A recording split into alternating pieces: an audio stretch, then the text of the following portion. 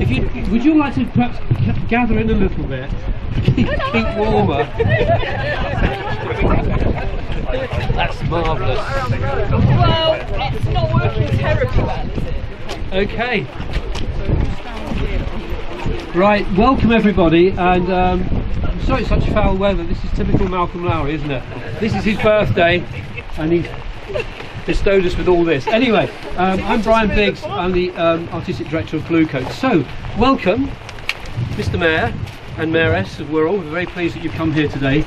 And also, very special welcome to members of the Lowry family, who I can see just coming in at the back. So, welcome, members of the Lowry family, welcome fans of Malcolm Lowry, welcome Wirral residents. So, we're here today to, hello, come on in, come on in. Hello Jill, nice to meet you. Right, I'm just going to start. You're not saying your speech till a bit later. Oh. So don't worry.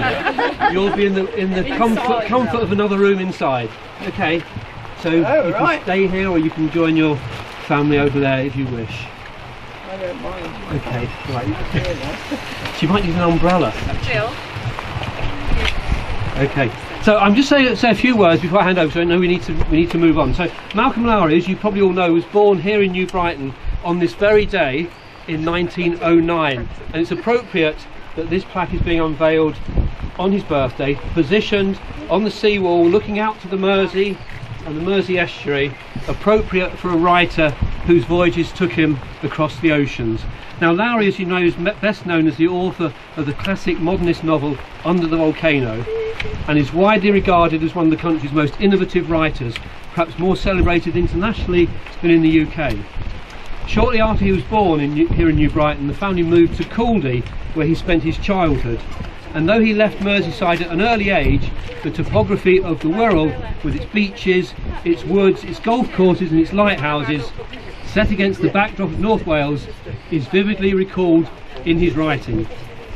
So Lowry studied literature at Cambridge before leaving England for an eventful life in Europe, America, Mexico and Canada, where he settled, living in a squatter's shack at a place called Dollerton on the Burrard Inlet just north of Vancouver with his second wife Marjorie Bonner. So here, during the Second World War, he completed his great novel Under the Volcano, which is set in Mexico as the world headed towards war. Structured around a single day, the Day of the Dead in 1938, in the life of an alcoholic British ex-consul. The book is a richly layered meditation on the human condition and a portrayal of self-destruction. If you haven't read it, have a go. It's hard going, but as you know, all of us that are involved in this thing today, we love that book so much, and you should all read it if you haven't yet. So, published in 1947, and it's still in print by Penguin, the book was hailed as a modern masterpiece, and it continues to be listed among the most significant novels of the 20th century. In 1984 it was adapted by John Huston for a film starring the late Albert Finney as the consul. After spending most of his adult life abroad, Lowry died in Sussex in 1957. In his life he had only one other book published called Ultramarine 1933, which is based on his voyage as a young deckhand sailing from Birkenhead docks to the Far East in 1927. And he left several unfinished books, short stories and poems, many of them unpublished posthumously. Now, since 2009, a group of Lowry enthusiasts called the Firminists, who are named after the main character in Under the Volcano, Geoffrey Firmin, have been working with Blue Coat to research and celebrate the writer and reconnect him to Merseyside, through an annual Lowry Lounge programme. And we were delighted when Conservation Areas Wirral invited Blue Coat to be involved in arranging for this plaque to be installed, and we'd very much like to thank the Conservation Areas Wirral, and particularly Peter Bolt, who's here today, and he's provided the curtain. Two lovely assistants holding up. This commemoration comes during Wirral's year as Liverpool City Region Borough of Culture, and I'd very much like to congratulate the council for honouring Malcolm in this way. And though Lowry never returned to Merseyside, his lost novel, In Ballast to the White Sea, is set largely in Wirral and in Liverpool, and after it was rescued by a group of international scholars, it was published in 2014.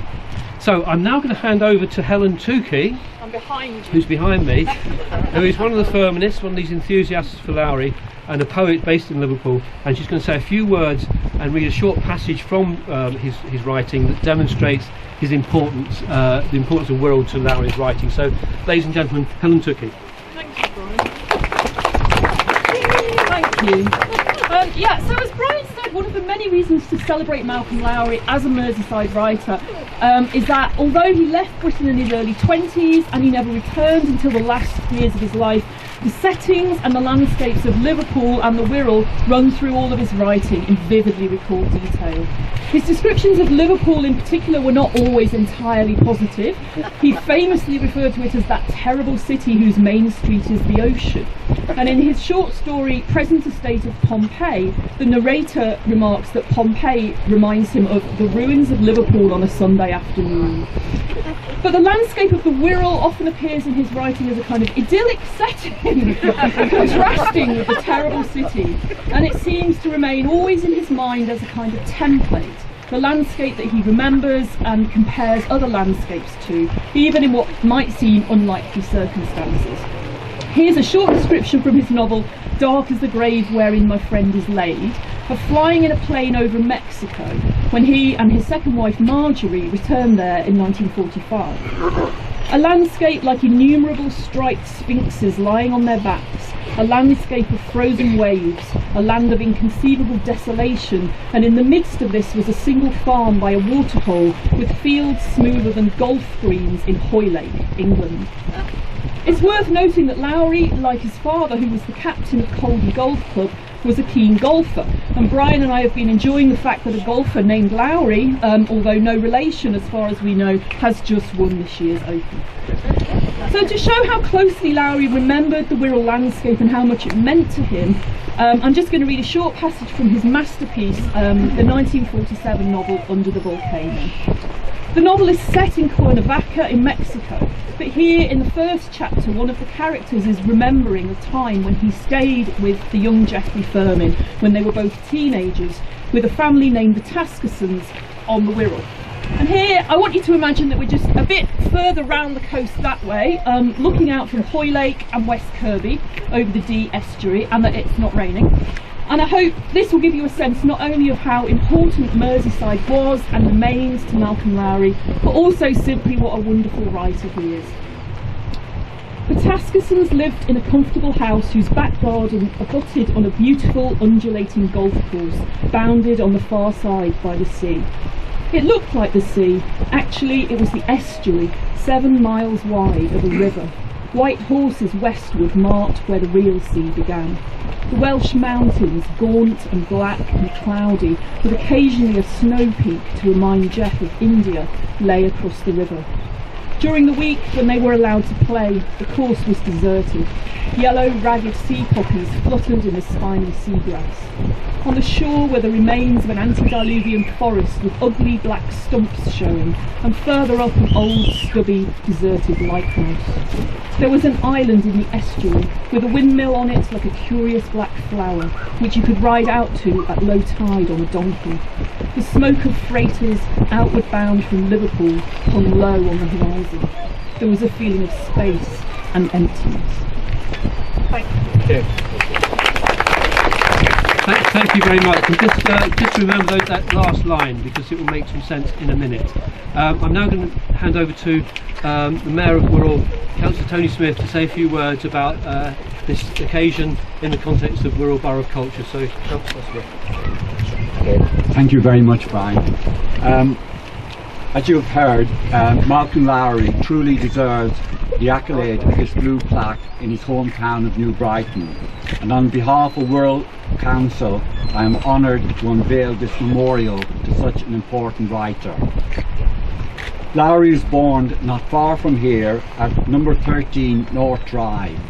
We owe it to another New Brighton resident, Colin Dilner, for verifying this location through years of meticulous research. He also discovered the location of Lowry's first school, Braeside in West Kirby, which the writer attended while growing up in Caldy. The young Malcolm explored Wirral on bike or on foot, And as Brian has said, this landscape was evoked in his writing. Although he left our borough behind with its beautiful countryside and coastline, its working docks and transport links to Liverpool, the cinemas, pubs and dance halls that he frequented as a young man in the 20s, all are brought to life in his writing. Wirral has a rich history of writers, and there has been commemorative plaques in honour of some of them. The war poet Wilfred Owen in Birkenhead, and more recently the pioneering science fiction writer Olaf Stapleton, whose plaque is on a railway bridge arch on the Wirral Way, close to his West Caribbean home. We can now add Malcolm Lowry to this distinguished company. The Lowry family remained on the Wirral, and we are delighted to be joined by some of them today, as well as other relatives from further afield. They provide a link from the Wirral of the early years of the 20th century that Malcolm knew so well to the present. This plaque on the sea wall, directing our gaze to the oceans that he travelled, will remain as a testament to his origins here, the place that inspired much of his writing. Our celebration of Malcolm Lowry is part of this year's Wirral Borough Culture programme. The team who are delivering our special year, along with my fellow councillors, realise that it is important to recognise the past greats of the area who have contributed to our rich tapestry that span our cultural icons, including Malcolm Lowry, as well as recognising our industrial past and maritime history. We are very pleased to be working closely with history and heritage groups across Wirral in recognising the many lives connected to the peninsula. I'm looking forward to the Heritage Open Days in September and plan to explore some of the hidden gems of Wirral. We will have a second opportunity to look more closely at Lowry's life as the evenings turn darker, and we will look forward to hearing what Brian and the team have planned in due course. I am delighted now to unveil the plaque and hope that our invited guests will join us for refreshments in the sailing school. Thank you.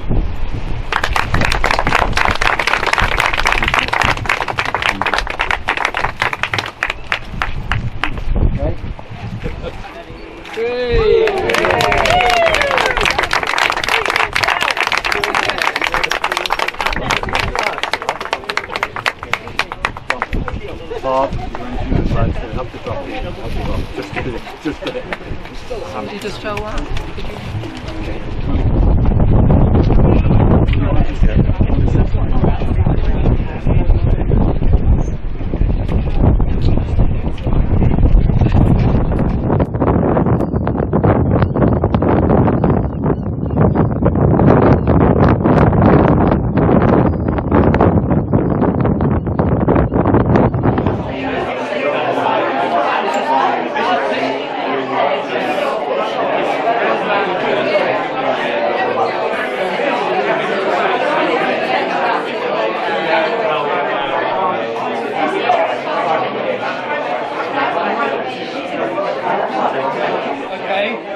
Yes?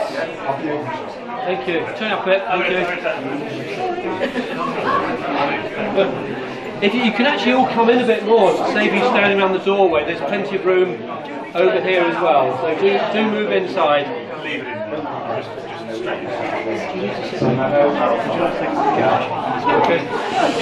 Okay, right. Welcome everybody. I'm not going to say what I've just said outside because you've heard it all before. But there is a lot more I do want to say, but we'll try and keep these speeches brief. So welcome everybody. As I said, I'm Brian Biggs, the Artistic Director of Bluecoat, and Mr Mayor and Mayoress, who are still here, I think, or at least Mr Mayor is here. Welcome, and a special welcome to the family of Malcolm Lowry, some of whom are going to say a few words a bit later on. So really on behalf of the Firminists, these sort of Lowry fans that have been doing things for the last 10 years, we'd really like to thank again Conservation Areas Wirral for coming up with the idea to have a blue plaque for for Malcolm Lowry here in New Brighton. We'd like to thank Wirral Council for their foresight in actually doing this and actually doing these other blue plaques. Olaf Stapleton, another great writer from Merseyside, from Wirral, he's honoured by a plaque only a couple of months ago, so that's fantastic. Do people know that song by It's Immaterial called New Brighton in the Rain? We should have been playing that, shouldn't we? It's a very melancholic song, and actually this is a very joyous occasion, so perhaps it wouldn't be the right choice. So the format is, I'm going to say a few words, I'm going to hand over to other people to say a few words, and then we're going to have a toast to Malcolm because it's his birthday. So if you haven't got a drink, you might just want to ask if somebody can pass through some drinks. Okay, now Malcolm, as we know, is a truly worldwide phenomenon, and his book, particularly Under the Volcano, is read from New Zealand to America, from France to Canada, from Mexico to the UK. And it's from these places that Lowry scholars and enthusiasts have sent us a few messages for today. In Malk's days it would have been telegrams, of course, but now with email we can get these things really quickly. And I'm just going to read out a couple with Helen. So the first one comes from Cheryl Grace, who is really one of the foremost Lowry scholars at University of British Columbia in Vancouver. And she says, "I wish I could be there, but since I cannot, I send my warmest greetings to the Lowry family and to my dear Liverpool colleagues on this wonderful occasion. Malk is somewhere watching and chuckling. Sursum corda," which means lift up your hearts. That's nice. And this one is from Mark Goodall, from the University of Bradford, who was the founder of the Feminists, and he edits a journal of the same name. And he says, "Read this in the form of a telegram. Dear Malcolm, stop. Hope the voyage that never ends is going well. Stop. Reminder that the deadline passed 70 years ago. End."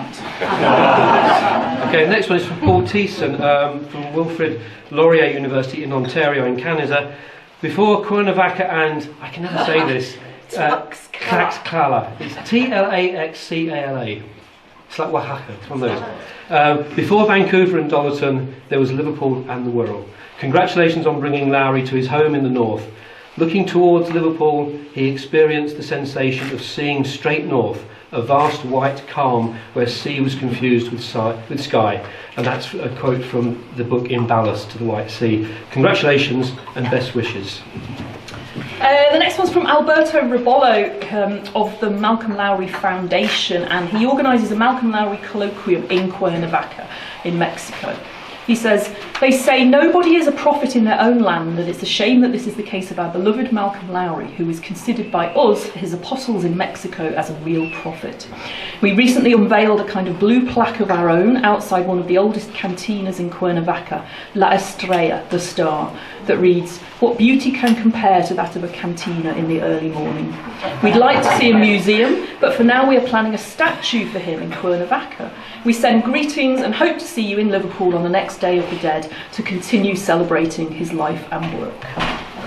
Okay, Patrick McCarthy from the University of Miami in Florida.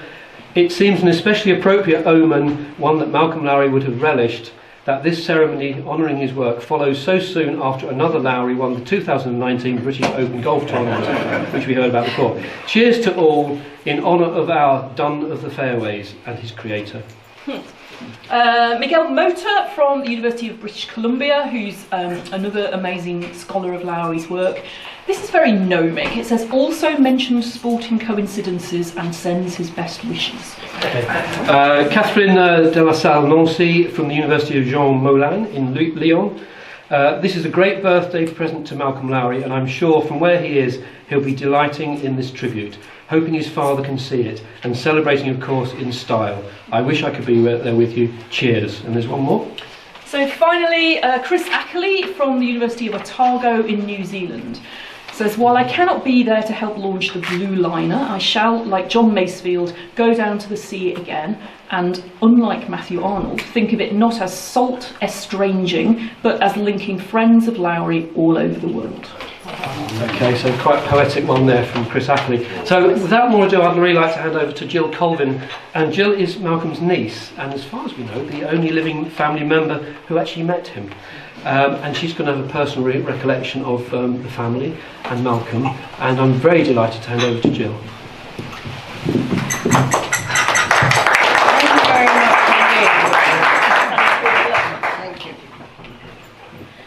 an awful lot of the things that I spent a couple of days trying to write a speech have already been mentioned. So I'm going to take a slightly different line on it. First of all, I want to thank you all for coming and standing up in the absolutely pouring, driving rain, to thank all the people who took my umbrella which blew out, my handbag, and all the rest of the things, all the clobber away from it, so that I could stand up under the umbrella. Thank you very much. I'm going to start by mentioning my grandfather, Malcolm's dad, who was a cotton broker and who built a lovely house in Cllr, which I remember going to so well. Uncle Stuart was a cavalry officer in the First World War, aged about 19. Next came Wilfred, my father, who was a rugby international, and at the time really very well known around this area because one of the Liverpool Echo and Daily Post writers used to write on him every week, so he had quite a big following. Then there was Russell, who had two sons who both got double first at Oxford. And then came Uncle Malcolm, who was a bit of an afterthought years afterwards. Now, dear Malcolm was an absolutely sweet boy. Daddy taught him to play golf, and they all went to school at the Lees at Cambridge, and Daddy used to look after them all and take them up because my grandmother didn't have very good health. But Grandad was fine. He used to swim the River Mersey, starting at Seacombe.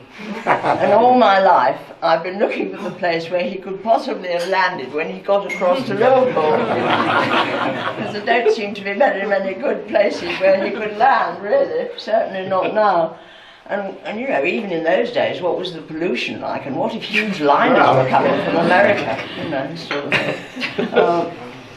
Anyway, with my... The house there was lovely at Cllr, and I remember in the lounge they had gorgeous furry throws over the furniture, and I always longed to be able to go and lie on those, but I always used to be sent to the kitchen to speak to the staff and the parrot that was called Lala, and so I got to know Lala extremely well. And I think that today is a very memorable day for Uncle Malcolm. I think his book is marvellous. I'm just reading it at the moment. I think that the first chapter should all be skipped by everybody, really. But he certainly did make his name, and I think it's terribly sad that his life was cut short by alcoholism. And this meant that because it's upset my dad so much, that I grew up in a household where we hardly had any drink at all, because it horrified him so much, because he died so young, and heaven knows what else he could have done. But it's lovely to see you all here today, and welcome, and thank you all for coming in this terrible weather. I'll do that.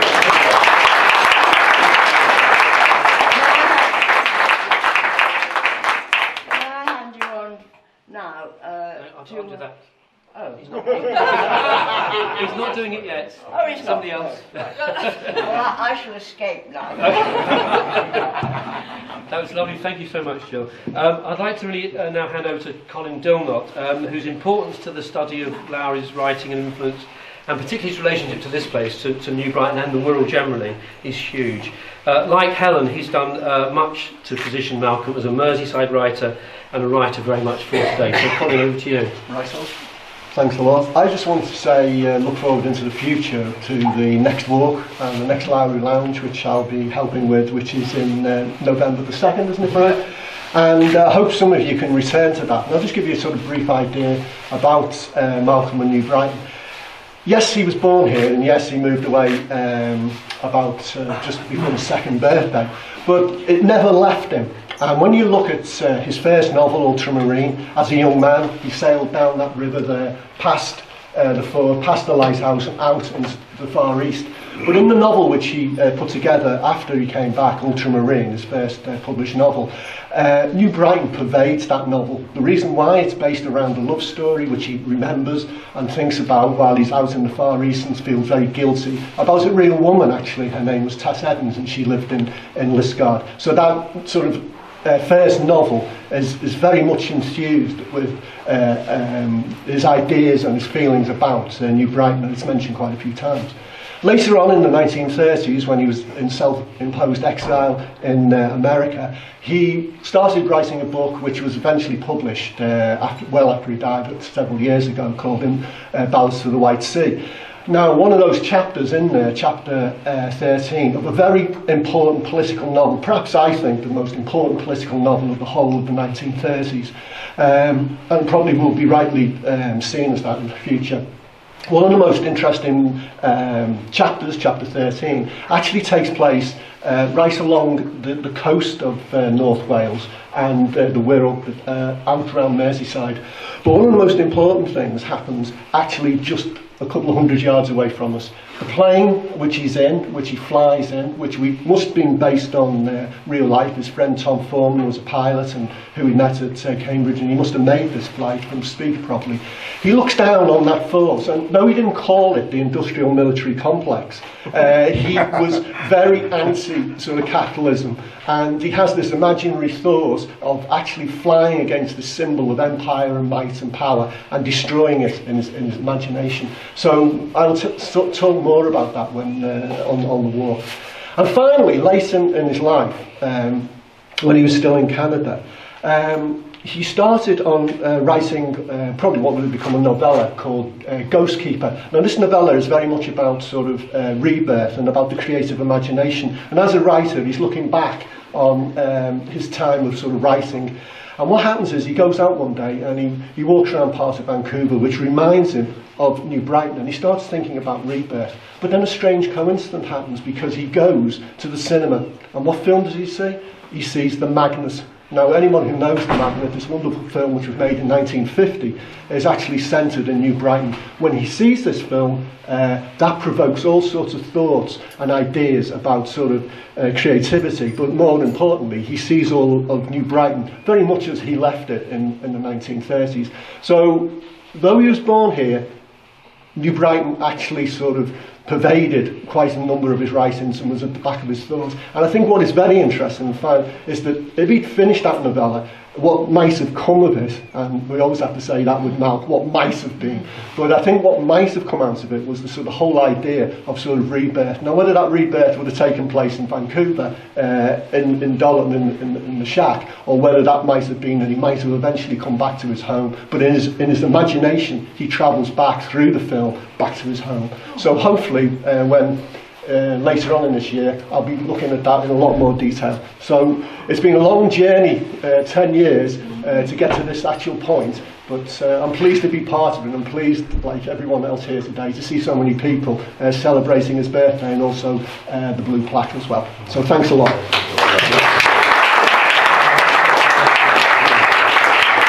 Thank you, Colin. And it is a great pleasure now to introduce Jeremy Lowry, who's Malcolm's great-nephew. He didn't have the good fortune to meet him, but he's totally immersed himself in his writing over the last few years, coming along to our events in Liverpool. I'm very delighted to introduce Jeremy Lowry.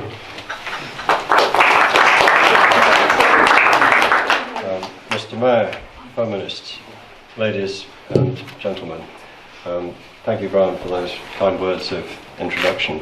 It's somewhat with trepidation that I stand up before you just now, but it's also with a great deal of privilege and an honour.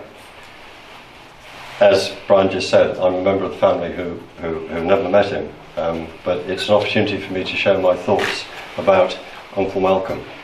I don't have any new material to share at all with you today, but I've got a couple of observations, and I'd like to pose a question. As you know from what Jill has said, Malcolm was the youngest of 4 brothers. Those brothers all travelled widely, not just for the family business, but also on their own account. A reflection perhaps of Liverpool's position at the start of the last century as the then second city of what was the British Empire.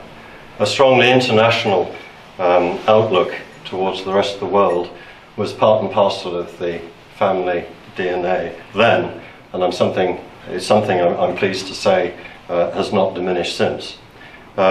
Before departing from Birkenhead, back there, on the Pyrrhus, Malcolm will have heard, I'm quite sure, tales of music, writing, sporting endeavour, from first-hand experiences from Texas, New York, Monte Carlo, Paris, Edinburgh, just to name a few places, from members of his immediate family. The big difference is that only Malcolm returned briefly before leaving for good, as you know, first to go to Mexico and then to Canada. And when he returned to the UK just before he died, he didn't come back here.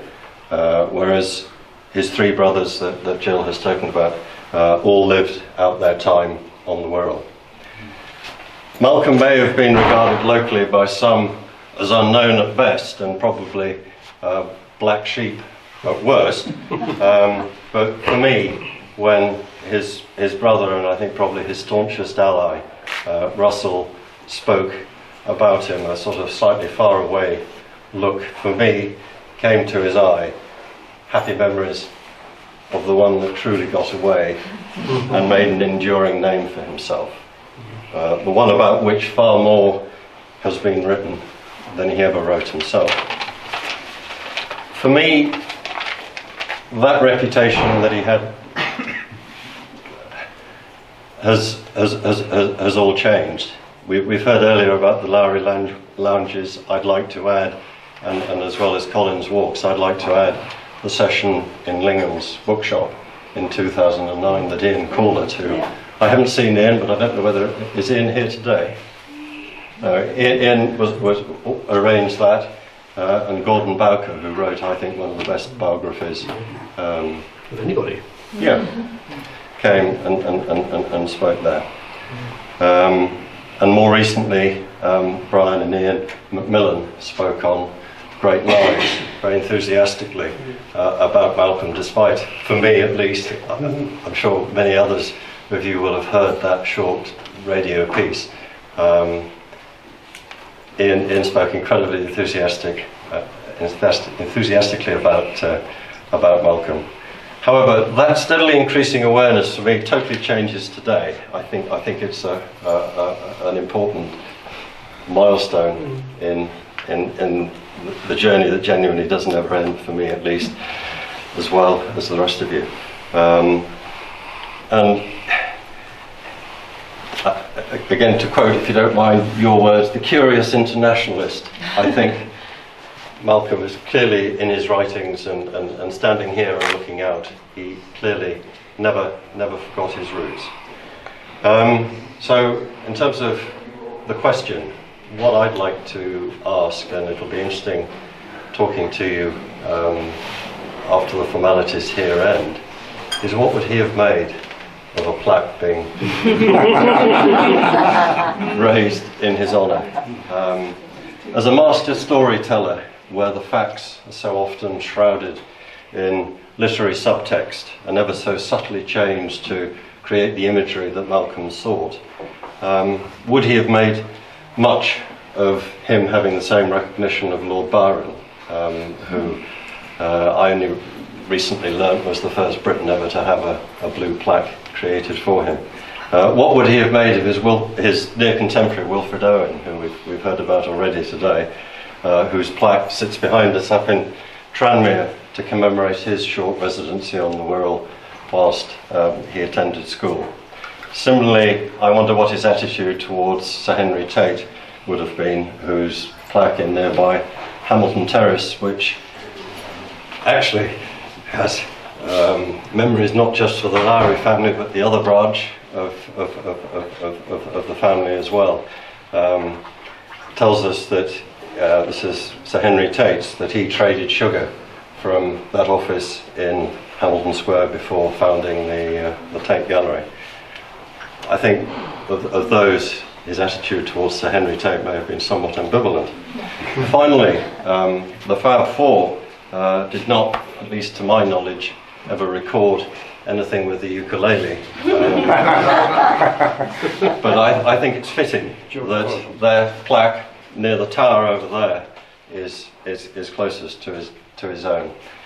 Overall, then, and in conclusion, I think he would have been delighted, and that he probably, no, certainly, would have celebrated with whatever was at hand. Recognition at home is perhaps the hardest thing to achieve when you go off and do the opposite of what is expected of you.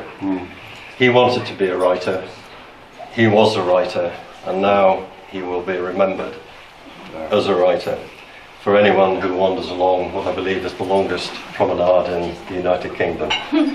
And he's a writer who's quite distinct from that other Lowry who's made a bit of a reputation for himself as an artist not very far away in Salford.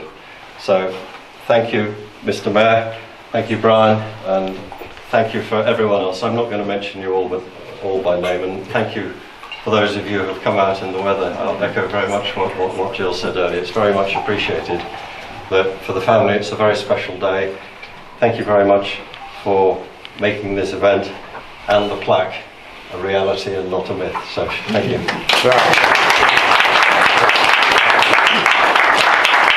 Okay, that's the end of the formal ceremonies, except to say a few last words of thanks. And that's really, again, thank you very much to Peter Bolton. I thanked him before, but I think it's fantastic that the Wirral Conservation Areas have put this together with us. To Wirral Council again, to Lucy Barrow from the Council, from Eileen Wilshaw, and especially in relation to today, Alison Bailey-Smith and Tony Hope for their help in getting this venue organised, and to Caroline Lang, who's the constituency manager. Thank you to all of those. Thank you to the Blue Coat staff, particularly Louis, for doing a fantastic job, and thank you for the volunteers who've come here today to help out on this. It's fantastic. So, I have a glass here, I hope you do, and I think we should finish the formal ceremonies by toasting Malcolm Lowry on his birthday.